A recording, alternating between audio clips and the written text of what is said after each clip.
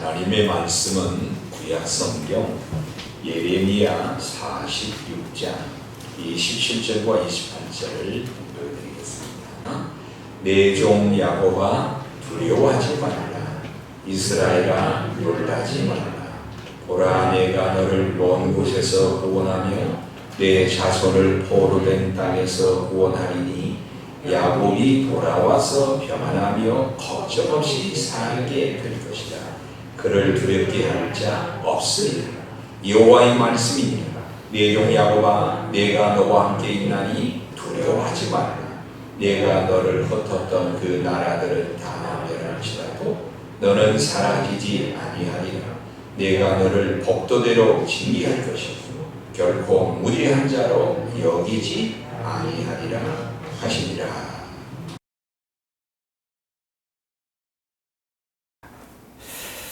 자, 사랑하는 성도 여러분, 우리 모두는 지금 힘든 시간을 사실 보내고 있습니다. 코로나19로 인해서 또 장기화되면서 우리 모두 지치고 또 힘들고 어려운 상황 가운데 있습니다.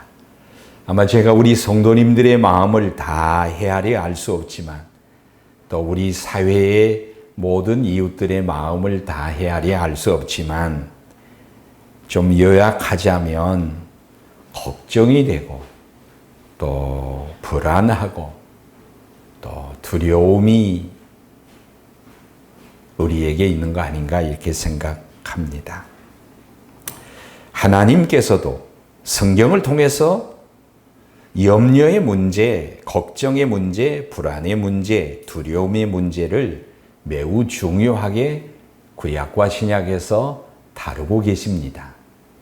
왜냐하면 이 감정의 문제가 잘 다스려지지 않으면 영적으로 영향을 줄 뿐만 아니라 우리의 삶의 문제에 바르게 직면하지 못하고 이 문제를 해결하지 못하도록 만들기 때문입니다.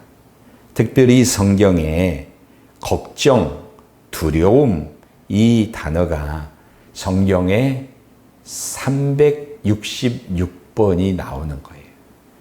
366개가 나오는 거예요. 여러분 1년 얼마죠? 1년 365일. 그래 어떤 분이 그런 얘기를 해요. 365일 우리가 늘 걱정하고 두려워하기 때문에 365개이지 왜 또 하나가 더해서 366개냐. 그래서 매일 우리가 걱정하고 두려워하기 때문에 거기다 하나를 더해서 그 두려움에서 건져 나오도록 빠져나오도록 강조하기 위해서 그렇다. 이렇게 해석한 분도 있었습니다. 지금 유다의 백성들은 두려워하고 놀라면서 불안과 걱정에 휩싸여 있는 것을 보게 됩니다. 거기에 빠져 있습니다. 도대체 유다의 백성들이 어떤 문제로 어떤 상황에 있길래 이렇게 집단적으로 백성들 전체가 두려워하고 걱정하고 불안에 휩싸여 있는가? 잠시 유다의 정치, 경제, 사회, 영적인 상황을 잠시 간략하게 살펴보면 유다는 정치적 상황이 완전히 붕괴 직전, 위기 직전에 있습니다. 아니 이미 위기에 놓여 있습니다. 왕정 체제이기 때문에 왕이 전사하고 왕이 폐위되는 상황이라면 이미 정치적 상황은 붕괴되었다고 봐도 과언이 아닐 겁니다. 우리나라가 일본과 중국과 러시아, 이 강대국, 멀리 미국 이런 열강의 틈바구니 속에 있으면서 어떻게 좌표를 설정해야 될까 이렇게 고민한 것처럼 유다의 왕들도 요시야 이후에 유다의 왕도 아수르, 애굽, 바벨론 이렇게 세 개의 제국 틈바구니 속에서 어떻게 정치적 노선을 타야 되는가 매우 줄타기를 하고 매우 염려하는 걱정하는 상황이었어요. 그런데 유다의 요시야 왕은 정치적 판단을 잘못해서 친아수르 정책을 수립하면서 애굽과 전쟁을 치르게 돼요. 그래서 무깃도에서 이 요시야 왕은 그만 전사하고 맙니다. 이 일을 계기로 하여 바벨론에게 밑보여서 유다의 왕들이 바벨론에 의해서 세워지고 폐위되며, 특별히 시드기야 왕은 완전히 포로가 되어서 바벨론에 멀리 이제 끌려가게 된 상황이었습니다. 항상 나라가 안정하고 국가가 안정되기 위해서는 나라의 지도자들이 올바른 판단을 하고 정의와 공의로 하나님을 경외하고 두려워하면서 이끌어야 할 중요한 그러한 상황에서 지도자의 지혜와 판단력은 매우 중요하다고 생각을 합니다. 정치, 경제, 사회 모든 시스템이 붕괴되었습니다. 그래서 극심한 환난 가운데 처하게 됐습니다. 그뿐만이 아니라 영적으로 이 유다는 이제 혼란에 빠졌습니다. 나라가 이렇게 어렵다 보니 온갖 많은 소리가 이제 잡다하게 난무했습니다. 어떤 거짓 선지자들은 하나님은 사랑이기 때문에 우리 아무 일 없을 거야, 괜찮아, 걱정하지 마, 평화야, 이렇게 선언한 거짓 선지자도 있고, 이때를 틈타서 어떤 거짓 선지자는 불안을 조성해서 이제는 세상 끝이야, 이제는 다 끝났어, 이제 있는 거 다 팔아서 먹고 마셔, 이런 사람도 있고, 오직 진리의 소리를 외치는 한 선지자가 있었으니, 예언자가 있었으니 바로 예레미야입니다. 진리의 소리는 하나였어요. 하나님에게서 오는 진리의 소리는 하나였습니다. 예레미야를 통하여 하나님이 주신 말씀은 너희들이 해도 잘못해도 너무 잘못했고, 하나님께서 회개의 기회를 주었지만은 회개의 기회에 회개하지 않고 끝까지 교만해서 하나님은 유다를 바벨론에게 넘겨서 이제 너희들은 징계를 받아야 한다, 심판을 받아야 한다, 바벨론의 포로가 되는 상황에 놓이게 되는데, 이 상황에 순응해야지 이 상황을 어떻게 만들어서 다른 해법을 만들기 위해서 다른 데로 멀리 피난 가거나 도망가거나 도피해서는 안 된다라고 하나님께서 분명히 말씀을 했습니다. 그래서 이 이스라엘 백성들, 유다의 백성들은 걱정에, 불안에, 두려움에 휩싸이게 돼서 과연 우리가 끝날까? 우리의 미래는 어떻게 될까? 지금 우리의 생업은 어떻게 되며 우리의 자녀들의 미래는 어떻게 될까? 이렇게 유다가 지금 고민하고 있습니다. 이런 상황에 하나님께서 짧은 두 구절이지만은 유다에게 정말 필요한 말씀, 우리가 봉독했던 이 말씀을 하나님께서 예레미야를 통하여 하나님이 주셨습니다. 두려워하지 말라, 놀라지 말라, 하나님이 말씀하셨습니다. 하나님은 왜 이렇게 그 상황에 두려워하지 말라, 놀라지 말라 이렇게 말씀하셨을까요? 여러분, 걱정과 불안과 두려움은 사실 우리 인간이 보편적으로 느끼는 감정인데, 이것은 하나님이 말씀하시기를 하나님이 주신 게 아니다, 하나님이 주신 마음이 아니고, 걱정, 불안, 염려, 두려움은 하나님께로 오는 것이 아니다 라고 성경이 말하고 있습니다.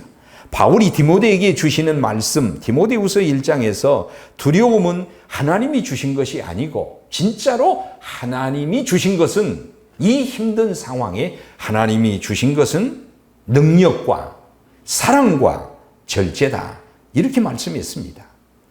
그렇습니다. 두려움은 하나님께로부터 온 것이 아닙니다. 우리가 걱정과 근심과 두려움에 빠지게 되면 하나님의 능력을 경험하지 못해요. 내 안에 있는 능력을 발휘하지 못합니다. 어떤 상황과 문제에 직면하지 못하여 도피하게 만들어서 문제를 해결하지 못하게 하고 싸우지도 않고 이미 패배하게 만드는 것이 두려움이고 하나님의 능력을 경험하지 못하게 하는 겁니다. 근심과 걱정과 두려움에 빠지게 되면 하나님의 사랑을 경험할 수가 없어요. 여러분, 두려움과 사랑은 무슨 관계가 있을까요? 아무 관계가 없는 것 같아요.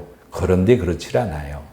여러분, 가끔 우리가 매스컴을 통해서 또 우리 주변에서 매우 힘들고 어려운 재난 상황에, 극도의 어려운 재난 상황에 모든 사람들의 대화를 들어보세요. 그 내용이 뭐죠? 다 사랑한다라고 말합니다. 사랑한다라고 말합니다. 사랑을 확인하는 거예요. 두려움을 이기는 또 하나의 비결이 사랑에 있음을 우리가 압니다. 두려움의 감정이 사로잡히게 된다면 우리는 참된 사랑을 경험할 수가 없게 됩니다. 또한 이 두려움은 우리로 하여금 절제하지 못하게 합니다. 우리 마음속에 이 두려움이 한번 찾아오게 되면 이 두려움은 우리의 생각과 감정을 증폭시켜서 두려움의 노예가 되게 하여서 우리로 하여금 절제력을 잃게 만들어 버립니다. 그래서 분별을 할 수가 없어요. 판단할 수가 없어요. 두려움의 노예가 돼서 두려움이 끄는 대로 갑니다. 우리가 대표적으로 사울을 통해서 그런 것을 경험하지 않습니까? 사울이 두려움에 휩싸이니까 이것이 하나님의 뜻인지 아닌지 우상을 찾아가고 문연을 찾아가는 이러한 일을 행하게 됩니다. 그렇습니다. 사랑하는 성도 여러분, 근심과 염려와 걱정이 우리를 지배하여서 이것이 다스려지지 않고 극복되지 않으면 영적인 문제가 발생할 뿐만 아니라 일상에서 우리에게 주어진 문제의 상황에 또 문제의 상황에 직면하도록 우리가 직면해야 되는데 그렇지 못하도록 만드는 것이 바로 이 두려움이에요. 유다의 백성들이 분명히 하나님께서 바벨론 포로로 가야 하고 그 상황에 놓여야 되고 그 상황을 견디어야 된다라고 말씀했지만 이 두려움에 견디지 못하고 많은 사람들이 보따리를 싸가지고 애굽으로 도피하는 일이 있게 됩니다. 이것을 두고 하나님께서는 경고하십니다. 참된 피난처가 아니라 이것은 일탈이다라고 말씀하시면서 더 큰 어려움에 처하게 될 것이다라고 예레미야를 통해서 말씀합니다. 그래서 하나님은 저와 여러분 성도들의 마음속에서 걱정과 근심과 두려움이 제거되기를 원하십니다. 제가 아는 목사님, 교수님인데요. 목사님이기도 하고 이분에게 제가 직접 들은 이야기예요. 어떤 한 학생이 목사님 찾아와서 어려움을 호소했는데 들어보니 이렇습니다. 이 학생은 학교에서 1, 2등 공부를 매우 잘하는 영특한 학생입니다. 그런데 이사를 가서 전학을 하게 됐어요. 전학을 하자마자 시험을 보는 거예요. 그런데 지금이야 선행학습을 하지만 오래전이야 선행학습이 없어요. 학교의 진도를 따라가는 거예요. 그런데 이사를 갔는데 이 이사간 학교는 진도가 매우 빨랐어요. 그래서 시험을 보는데 도저히 자기가 배웠던 게 아니에요. 그래서 시험을 망쳤습니다.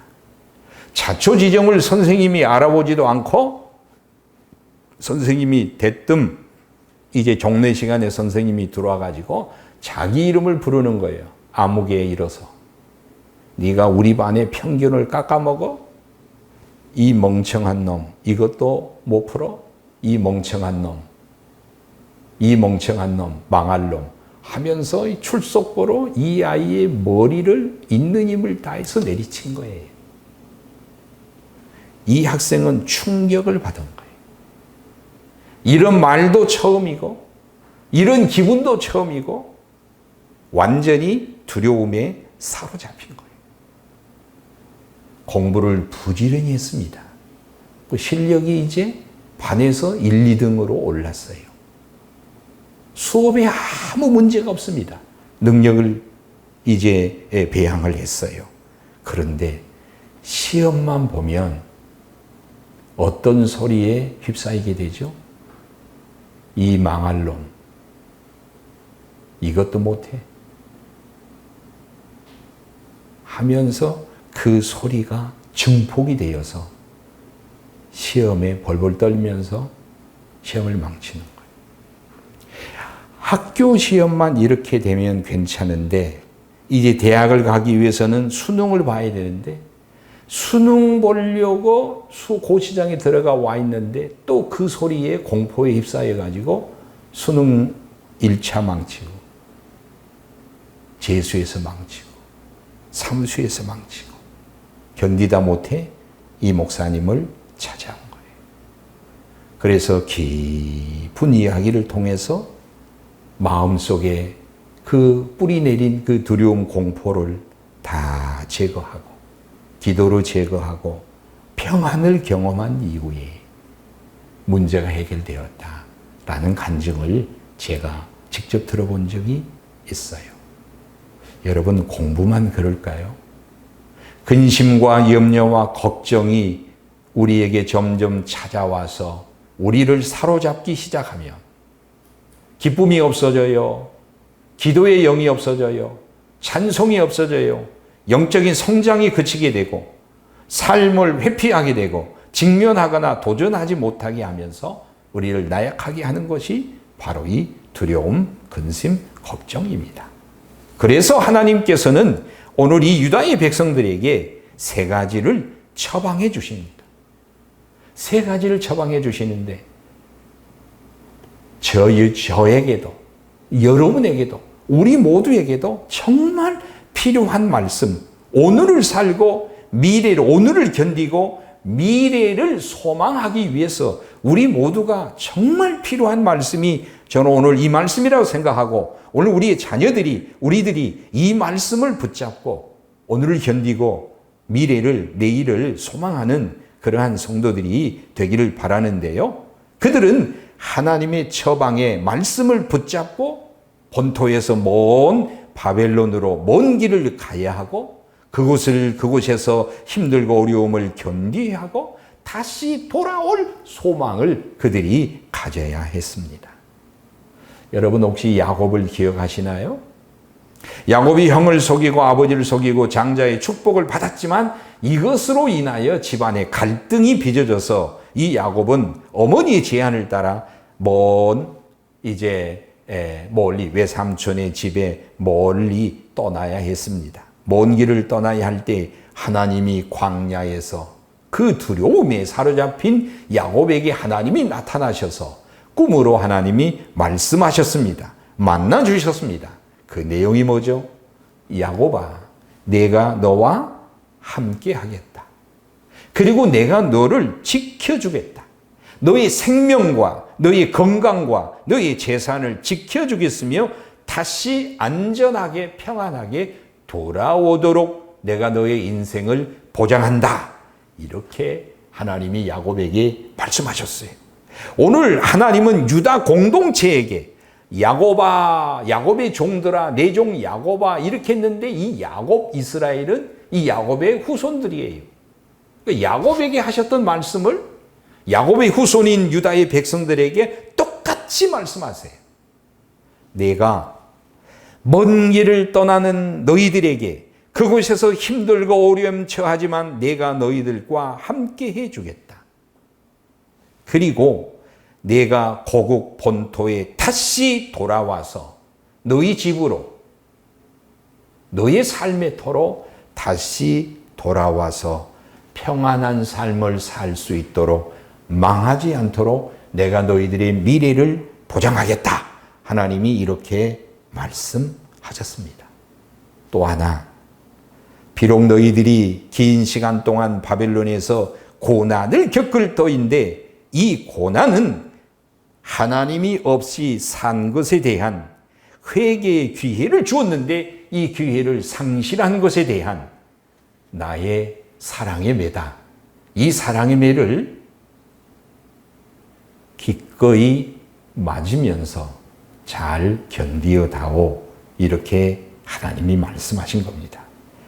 여러분, 오늘 우리가 정말 힘들고 어렵고 지치고 피곤하고 불안하고 걱정하는 그런 상황에 놓여 있는데 우리가 어떻게 살아야 하나? 오늘을 어떻게 우리가 견디고 우리의 회복될 미래를 어떻게 바라보고서 우리의 소망이 무엇인가? 우리는 누구를 의지하고 이 상황에 무엇을 믿어야 되는가? 사랑하는 성도 여러분, 우리는 마스크를 분명히 써야 합니다. 우리의 안전을 위해서, 이웃의 안전을 위해서 우리는 마스크를 착용하고 분명하게 덕을 세우는 지혜가 필요합니다. 그런데 오늘 우리가 마스크를 쓰고 우리의 육체가 안전하면 오늘 이 상황에서 우리는 끝인가요? 그렇지를 않습니다. 하나님은 불안과 걱정과 두려움의 시대에 분명한 약속을 주시고 분명한 비전을 주시고 견디는 말씀, 이기는 말씀, 소망의 말씀, 비전을 주셨기 때문에 이 말씀을 붙잡고 우리 성도 여러분들이 인내하고 소망으로 살 수 있기를 주의 이름으로 축원합니다. 하나님이 함께해 주신다고 분명히 약속했어요. 비록 죄로 인하여 징계받는 그들이지만 하나님이 함께 하신다고 약속했습니다. 하물며 오늘 우리들에게 하나님께서 함께 하시지 않으시겠습니까? 이 힘들고 불안한 어려운 시기에 정답은 하나님이 우리와 함께 하심을 믿고 함께 하시는 하나님에게 바르게 믿음으로 반응하는 것이 우리 시대에 가장 필요한 말씀입니다. 하나님은 여러분의 삶에 들어와 계십니다. 하나님은 여러분의 삶의 문제를 다 아시고 보시고 돌보시고 지키고 계심을 믿으시기 바랍니다. 야곱이 외삼촌의 집에서 20년 동안 객지 생활할 때에 많은 손해를 봅니다. 그렇지만 하나님은 결과적으로 망하지 않게 하시고 삼촌의 재산보다 가산보다 더 많도록 하나님이 보상하셨어요. 우리는 새벽에 창세기를 통해서 큐티 묵상을 하고 있습니다. 요셉의 삶을 보십시오. 요셉은 애굽의 노예가 되었습니다. 모든 것이 주인의 손에 달려 있습니다. 자유가 없습니다. 그렇지만 그 속에서 하나님은 요셉과 함께 하셨고 동행해 주셨고 요셉은 그 하나님과 함께 호흡을 같이 하며 힘들고 어려운 굴종의 삶이지만 오해도 받고 억울도 했지만 하나님이 함께 하심을 믿고 하나님과 동행해서 자기 주어진 삶의 자리에서 하나님을 믿는 삶은 이런 거다 하면서 형통한 삶을 증거했습니다. 오늘 우리 교회야말로 우리 성도들이야말로 이 시대에 이렇게 살아야 할 삶의 믿음의 표상이 요셉, 다니엘 아니겠습니까? 하나님과 우리와 하나님이 함께 하심을 굳게 믿으시기 바랍니다. 하나님은 현재 고난 중인 성도들에게 이제 잘 견디라 이것만이 아니라 미래의 비전과 미래의 약속을 주셨는데 다시 우리를 원상으로 회복하실 거예요. 걱정과 불안과 두려움이 없이 일상으로 돌아와 평안으로 돌아와 괴롭게 하였던 모든 원수들을 다 물리치고 하나님이 다시 안전한 샬롬의 평안의 삶으로 회복하시겠다 말씀하셨는데 이 약속을 믿고 여러분들도 소망 가운데 비전 가운데 거하실 수 있기를 바랍니다. 다니엘이 바벨론에서 여러분 창문을 열었어요. 고국을 바라보았어요. 3번 기도해요. 그런데요, 창문을 열어서 고국을 향했는데 고국이 보여요? 보이지 않아요. 마음으로 보는 거예요. 아마도 다니엘은 이런 마음 아니었겠습니까? 하나님, 우리가 정말 잘못하고 하나님을 등진 삶을 살아서 하나님 목소리 청종하지 않아서 이런 징계를 받지만 이런 징계 이후에 다시 주실 회복하실 그 하나님, 회복하실 하나님 그 비전을 꿈꾸면서 그 미래를 바라보면서 다니엘은 하루에 3번씩 기도했지 않겠습니까? 이런 창문을 여는 마음, 하나님의 비전, 하나님의 약속을 붙드는 우리의 마음이, 믿음이 되어야 할 것입니다. 우리는 지금 고난을 겪고 있습니다. 고난 속에서 사람들이 말합니다. 이 고난은 하나님의 심판이고 징계다. 어떤 이는 하나님의 징계 심판이 아니다. 우리 인간이 잘못해서, 욕심이 과해서, 잘못해서 이 환경 세상을 잘못 관리해서 자업자득으로 우리가 당한 거 아니냐. 이러한 많은 목소리가 있습니다. 구약 같으면 선지자가 하나님의 계시를 직접 전해주기 때문에 이 코로나는 이것이구나 이렇게 말할 수 있지만 신약의 시대에 우리는 성경 말씀을 통해서 오늘의 현상을 비추어 볼 수 없기 때문에 한마디로 이 현상을, 이 사태를 설명할 수는 없어요. 중요한 것은 이 힘들고 어려운 상황 속에서 어떠한 믿음의 태도를 견지하고 믿음의 태도를 갖는가, 이것이 더 중요해요. 어떤 이는 회개해야 할 것이고 어떤 이는 소망을 품고 이겨야 할 것이고 각자 주어진 자리에서 하나님의 음성을 듣고 믿음의 태도를 견지하는 것이 좋습니다. 우리 모두는 이 상황 속에서 우리의 영적인 성숙을 위해서 우리 내면을 살피면서 회개할 것은 회개하고 회복할 것은 회복하면서 하나님 앞에 더 영적으로 성장하는 시간들이 되어야 합니다. 오늘 전도서의 말씀을 여러분 전해드립니다. 하나님께서 우리 인류에게, 인생사에게 하나님이 뭐라고 말씀하셨냐면 수레가 두 바퀴로 굴러가듯이 인류 역사에 우리의 삶 가운데 형통한 날이 있고 곤고한 날이 있다. 이 두 가지는 반드시 병용되게 돼 있다. 여러분, 코로나 끝나면 우리의 삶이 다 평안해질까요? 두 바퀴로 굴러가고 있지요. 형통한 날에는 즐거워하고 기뻐하라. 그렇지만 곤고한 날에는 생각하라. 하나님의 뜻, 하나님의 길, 우리를 향하신 하나님의 뜻, 하나님의 길을 생각하면서 바른 믿음의 태도를 갖고 견지하는 것이 오늘 저와 여러분에게 필요합니다. 이제 말씀을 마칩니다. 사랑하는 성도 여러분, 지금 여러분의 마음은 어떠십니까? 걱정, 두려움, 불안, 어떤 마음이십니까? 하나님은 말씀하십니다. 염려하지 말라, 걱정하지 말라, 놀라지 말라, 두려워하지 말라. 내가 함께해 주겠다. 다시 분명히 삶을 회복해서 망하지 않게 하고 다시 세워주시겠다. 단 이 고난 속에서 흔들리지 말고 더 도피하여서 애굽으로 도망하지 말고 숨어들지 말고 고난에 당당히 직면해서 믿음의 태도를 견지하고 두려워하지 않고 지킬 것을 지키며 더 겸손하게, 더 지혜롭게 하나님 앞에 바로 서서 영적으로 성장해가는, 영적으로 더 성숙해가는, 이웃을 배려하는, 더 사랑하는 우리 그리스도인의 참모습, 교회의 참모습을 회복할 수 있는 귀한 시간, 기회가 되시기를 주의 이름으로 축원합니다. 주의 이름으로 축원합니다. 아멘.